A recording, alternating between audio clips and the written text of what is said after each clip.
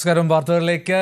കേന്ദ്ര ബജറ്റ് ദിനത്തിൽ കേന്ദ്ര സർക്കാരിനെതിരെ രൂക്ഷ വിമർശനവുമായി മുഖ്യമന്ത്രി പിണറായി വിജയൻ ഇപ്പോൾ LDF-ന്റെ റാലി ഉദ്ഘാടനം ചെയ്തുകൊണ്ട് സംസാരിക്കുകയാണ്. തത്സമയം അപ്പോ ഇതെങ്ങനെയാണ് യാഥാർത്ഥ്യമായത്?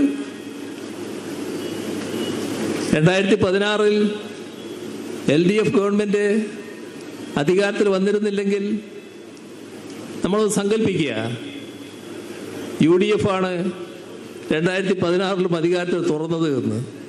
നടക്കുമോ? അപ്പോൾ നാടിനോടുള്ള പ്രതിബദ്ധത, അതാണ് ഒരു ഗവൺമെന്റിനെ സംബന്ധിച്ചിടത്തോളം പ്രധാനം. ആ പ്രതിബദ്ധതയോടെയാണ് ഇടതുപക്ഷ ജനാധിപത്യ മുന്നണി നീങ്ങുന്നത്. ഇടതുപക്ഷ ജനാധിപത്യ മുന്നണിയുടെ ആ നിലപാടാണ് LDF സർക്കാരിനും പ്രതിഫലിച്ചിട്ടുള്ളത്. ഇതല്ലേ വസ്തുത? അവർ കാണുന്നത് പോലെ ഈ വർഷങ്ങൾ ഒരു തരത്തിലുള്ള വികസന പ്രവർത്തനവും വേണ്ട എന്ന നിലയെടുത്തിരുന്നുവെങ്കിൽ ഇത് യാഥാർത്ഥ്യമാകുമോ? ഇത് മാത്രമാണോ? ഏതെല്ലാം കാര്യങ്ങൾ? എന്തായിരുന്നു നമ്മുടെ നാടിൻ്റെ പൊതുസ്ഥിതി? നമ്മുടെ നാട്ടിൽ എല്ലാവരും, എല്ലാ കുടുംബങ്ങളും ഏറ്റവും ഗൗരവത്തോടെ കാണുന്ന കാര്യമാണല്ലോ കുട്ടികളുടെ വിദ്യാഭ്യാസം. കുട്ടികളുടെ വിദ്യാഭ്യാസത്തിൽ നമുക്കെല്ലാം അറിയാവുന്നതുപോലെ ഏറ്റവും കൂടുതൽ കുടുംബവും അച്ഛനമ്മമാരും ശ്രദ്ധിക്കുന്ന ഘട്ടം സ്കൂൾ വിദ്യാഭ്യാസമേയാണല്ലോ. എന്തായിരുന്നു നമ്മുടെ സ്കൂൾ വിദ്യാഭ്യാസത്തിന്റെ നില 2016 ആകുമ്പോഴേക്ക്? എത്ര പരിതാപകരമായ നിലയായിരുന്നു. 1000-ൽ പരം സ്കൂളുകൾ അടച്ചുപൂട്ടാൻ ലീസ്റ്റിട്ടിരിക്കുകയായിരുന്നില്ലേ? അത് മുഴുവൻ അടഞ്ഞുപോയാൽ പിറ്റത്തെ വർഷം ബാക്കി കുറേ ആയിരങ്ങളും അടയല്ലോ. അങ്ങനെ രാജ്യത്ത് ചിലയിടങ്ങളിൽ പൊതുവിദ്യാലയങ്ങൾ കാണാൻ കഴിയില്ല. ആ അവസ്ഥയിലേക്ക് കേരളം എത്തുമായിരുന്നല്ലോ. 2016 LDF ഗവൺമെന്റ് അധികാരത്തിൽ വന്നപ്പോൾ നടപ്പാക്കിയ പൊതുവിദ്യാഭ്യാസ സംരക്ഷണ യജ്ഞം, ഒരു മിഷൻ പ്രവർത്തനം, അതിൻ്റെ ഭാഗമായി സ്കൂളുകൾ മെച്ചപ്പെടുത്തി. ക്ലാസ് റൂമുകൾ സ്മാർട്ട് ക്ലാസ് റൂമുകളായി, സ്കൂൾ ഹൈടെക്കായി. ഇതെല്ലാം കാണുകപ്രതിയുള്ള മാറ്റം. 5000 കോടി രൂപ അതിനുവേണ്ടി ചെലവഴിച്ചു. എന്നാൽ വേറൊരു കാര്യം നമ്മൾ ആലോചിച്ച് നോക്കൂ. ആ കാലത്ത്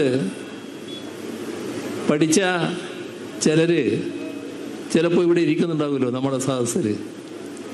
കാരണം 2016 മുൻപ് എന്ന് പറഞ്ഞാൽ ഒരു 8-10 വയസ്സ്, അല്ലെങ്കിൽ ഒരു 8ാം ക്ലാസ്സിലായാൽ തന്നെ 13-14 വയസ്സ്, ഇതൊക്കെയാണല്ലോ ഉണ്ടാകുക. അവരിപ്പോൾ 10 വയസ്സ് വർഷം കൂടി കൂടിയല്ലോ. അവർക്ക് നല്ല യുവാവായി മാറിയല്ലോ.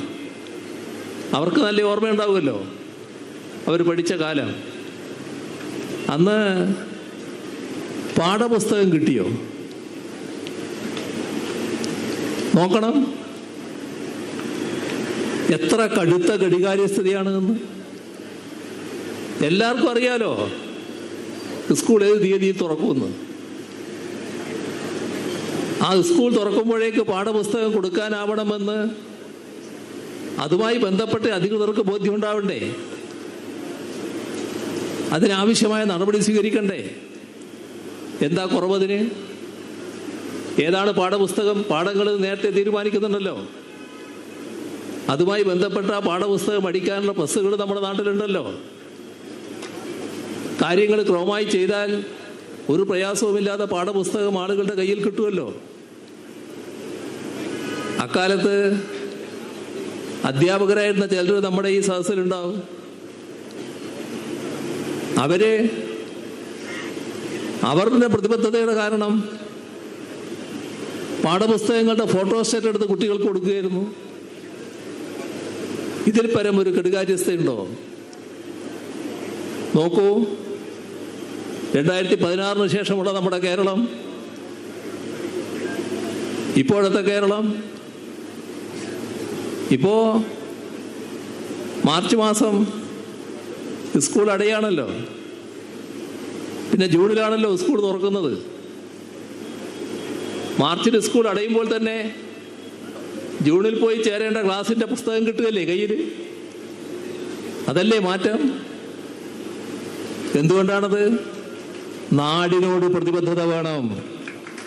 ഈ നാട്ടിൽ ഭരിക്കുന്ന ഗവൺമെന്റിന് നാടിനോട് പ്രതിബദ്ധത വേണം. ആ ഗവൺമെന്റ് നേതൃത്വം കൊടുക്കുന്ന മുന്നണിക്ക് നാടിനോട് പ്രതിബദ്ധത വേണം. മറ്റു ചിലത് മാത്രം ആലോചിച്ചാൽ പോരാ. ഞങ്ങളെ ആലോചന ആ വഴിക്ക് പോകുന്നില്ല, അത് ഞങ്ങളുടെ ഒരു കുറവല്ല. ഇപ്പൊ ചിലർ പറയുന്നില്ലേ, ഇത്ര കാലായി ഞങ്ങളിൽ നിന്ന് പുറത്തു നിൽക്കുന്നു, എന്താ വേവലാതി? കുട്ടികൾക്ക് പാഠപുസ്തകം കൊടുക്കേണ്ടതാണോ? സ്കൂളുകൾ നന്നാക്കേണ്ടതാണോ? അല്ല, അവരവരെ കാര്യമാണോ? എന്താണ് അവരെ വേവലാതിപ്പെടുത്തുന്നത്? അതിനുവേണ്ടി തെറ്റായ വികാരങ്ങൾ സൃഷ്ടിക്കാൻ വേണ്ടി നോക്കുകയാണ്. ചിലര് പറയുന്നു, ഇവിടെ ചിലർ അധികാരത്തിന് പുറത്താണ്. ഇതൊക്കെ പരസ്യമായി പറയാൻ കുറച്ച് വിഷമമുള്ള കാര്യമാണ്. എങ്കിലും അതീവ രഹസ്യമായി പ്രചരണങ്ങൾ നടന്നുകൊണ്ടിരിക്കുമ്പോൾ ചിലതെങ്കിലും പറഞ്ഞു പോകണമല്ലോ. ആർക്കാണ് ഈ പറയുന്ന പ്രയാസം കേരളത്തിലുള്ളത്? ചില മതവിഭാഗങ്ങൾക്ക്. നേരത്തെ MLA ഒക്കെ ആയിരുന്ന ഒരാളുടെ വലിയ പ്രസംഗം പലയിടത്തും ഇപ്പോൾ പരാമർശിക്കപ്പെട്ടല്ലോ. അതിൽ മതം മതം മതം എന്ന് പറഞ്ഞുകൊണ്ടിരിക്കുന്നുണ്ടല്ലോ. രാഷ്ട്രീയ പാർട്ടിയാണെങ്കിലും മതവികാരം ഇളക്കി വിടാനാണല്ലോ നോക്കുന്നത്. അവര് അധികാരത്തിന് പുറത്താണ്. അധികാരത്തിന് പുറത്ത് ഞങ്ങൾ നിർത്തിയതല്ല, നമ്മുടെ ഓരോരുത്തരുടെയും ചെയ്തിയാണ് ജനങ്ങൾ വിലയിരുത്തുന്നത്. ജനങ്ങൾ ശരിയായ വിധികർത്താക്കളാണ്. അതിൻ്റെ ഭാഗമായി നിങ്ങളെ സഹിക്കാനാകില്ല എന്ന് കണ്ട് മാറ്റി നിർത്തിയതാണ്. അതിന് മതവികാരമിളക്കി പരിഹാരം കാണാമെന്ന് വിചാരിക്കേണ്ട. കൂടുതൽ വാർത്തകൾക്ക് News 18 Keralam YouTube channel subscribe ചെയ്യുക.